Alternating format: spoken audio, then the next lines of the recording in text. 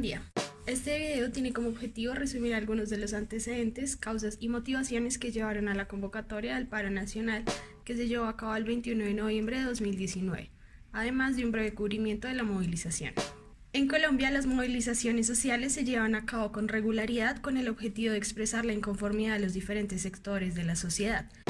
Dentro de las marchas ocurridas en el último año se encuentran la marcha por la renuncia del fiscal general, movilización en contra del terrorismo asociado al atentado de la Escuela de Cadetes General Santander, marcha contra la reestructuración de la JEP, marcha del Día del Trabajo, paro de taxistas, movilización por los asesinatos de líderes sociales, marcha de maestras, entre otros.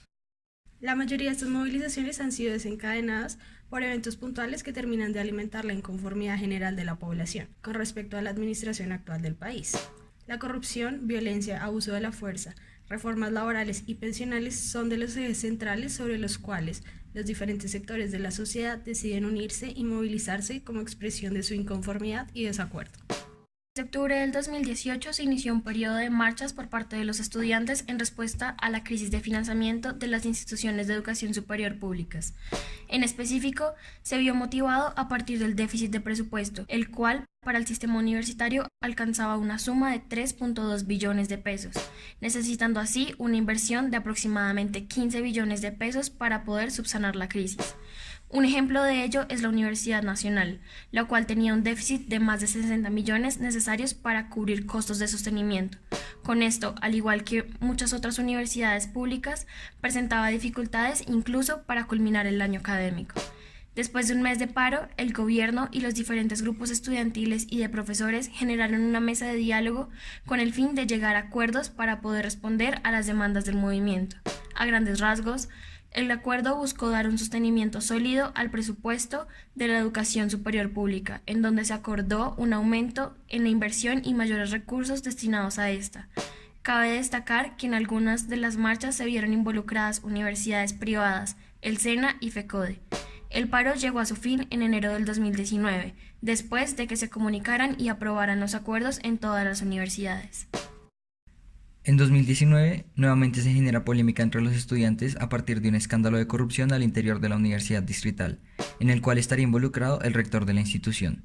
Después de una protesta pacífica en la Universidad Distrital, se suman los estudiantes de la Universidad Javeriana en solidaridad a la causa manifestada, lo cual resultó en un conflicto entre el ESMAD y los estudiantes, debido a que los primeros utilizaron fuerza desmedida.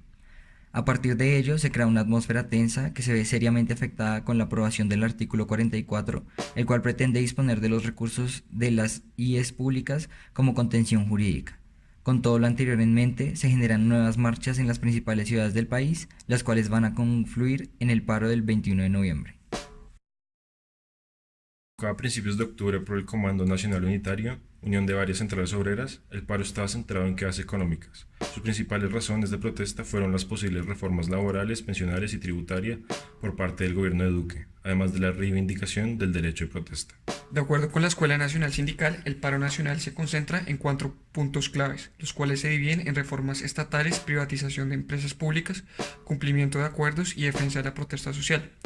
En primer lugar, se va a marchar en contra de la reforma laboral y la reducción del salario mínimo para los jóvenes. Dicha inconformidad se centra en lograr un aumento del salario mínimo, el cual permita tener una vida digna y cubrir los elementos básicos de la canasta familiar. Adicionalmente, se pretende ejercer una voz de protesta en contra de una posible reforma pensional en donde la edad de jubilación y las semanas de cotización de los trabajadores sean aumentadas, elevando la carga laboral para los empleados. Asimismo, se pretende rechazar la reforma tributaria o ley de financiamiento, dado que el proyecto implica una serie de exenciones tributarias para las grandes empresas e imponer más tributos a la clase media y a los trabajadores. En segundo lugar, los asistentes del paro quieren mostrar su inconformidad en contra de la creación de un holding financiero, el cual pretende eliminar el control directo del Estado sobre los dineros de las empresas financieras estatales. En efecto, las protestas giran en torno a la creación del holding financiero y a las privatizaciones masivas de empresas estatales, tal como es el caso de empresas como Ecopetrol, ISA, Cenit y electrificadores regionales. Por otro lado, los diferentes actores involucrados en el paro quieren lograr el cumplimiento de los acuerdos que el gobierno firmó con FECODE, los trabajadores estatales y los estudiantes. De la misma manera, se pide que cumpla con los compromisos con el agro y con los indígenas. Finalmente, el paro busca defender el derecho a la protesta social, mostrando su inconformidad en contra de la estigmatización de este tipo de protestas por parte del gobierno. Nuevos sectores se unieron al paro del 21, algunos, como FECODE, bajo las mismas protestas, mientras que otros sectores incluyeron sus propias demandas, como los indígenas por los asesinatos de líderes sociales, y los estudiantes, que rechazan la malversación de recursos de la educación pública y demandan un mayor presupuesto.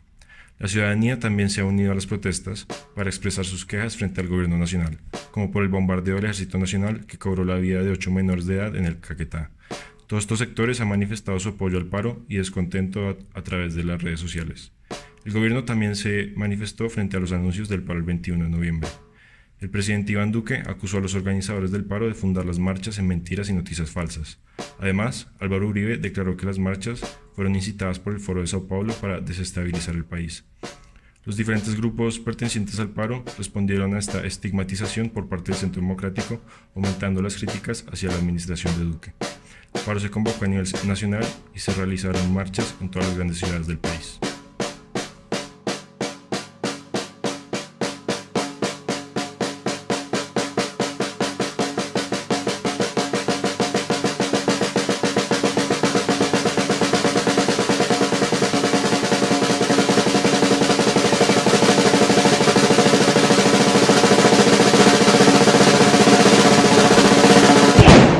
En total se realizaron 119 marchas a nivel nacional, siendo la que cubrimos la marcha de los estudiantes de diversas instituciones de educación superior de la ciudad. En los Andes, la marcha salió a las 8:30 am desde el frente del edificio María la Serna y continuó en dirección a la calle 26, sobre la cual los estudiantes marcharon de manera pacífica. Los bloques de las universidades del centro de la capital se encontraron con los manifestantes miembros de la Universidad Nacional a las 11 am. Y durante varias horas se pudo observar allí un ambiente relajado, con comparsas musicales, expresiones culturales y una tarde asoleada. Pasado el mediodía, la marcha continuó sobre la calle 26 en ruta al aeropuerto. Sin embargo, en la carrera 68 ya había una barrera de agentes del Escuadrón Móvil Antidisturbios, mejor conocido como SMAT, desviando la marcha sobre la carrera 68. En el momento en el que un grupo de estudiantes se acercó a los agentes del SMAT con las manos en alto y deseó continuar sobre la calle 26, estos agentes dispararon bombas aturdidoras y gases lacrimógenos sobre los manifestantes, fragmentando la multitud y desviando a los manifestantes restantes a la carrera 68. La marcha continuó sobre la 68 hasta llegar a la calle 53, donde subió en dirección a la NQS para dirigirse a la Universidad Nacional, donde terminaría la marcha estudiantil.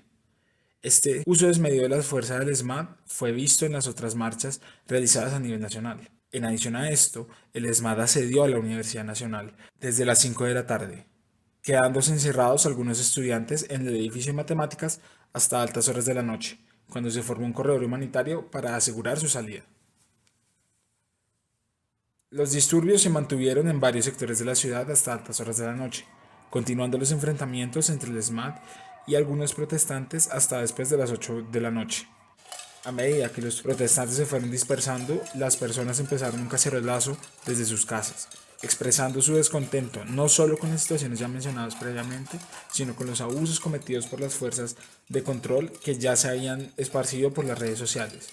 Y con el sonido característico de las cacerolas siendo golpeadas, se acabó la jornada del 21 de noviembre. En los días siguientes al 21 de noviembre se vieron más movilizaciones en la ciudad. Se dieron múltiples cacerolazos el 22 de noviembre, los cuales también fueron dispersados por el SMAT. El 23 de noviembre se dieron protestas que terminaron en el asesinato de Dylan Cruz, un estudiante que estaba protestando ese día por acceso a la educación. En respuesta a las manifestaciones, disturbios y caos general, el gobierno actuó de manera lenta, abriendo mesas de diálogo el lunes 25, 4 días después de las primeras marchas.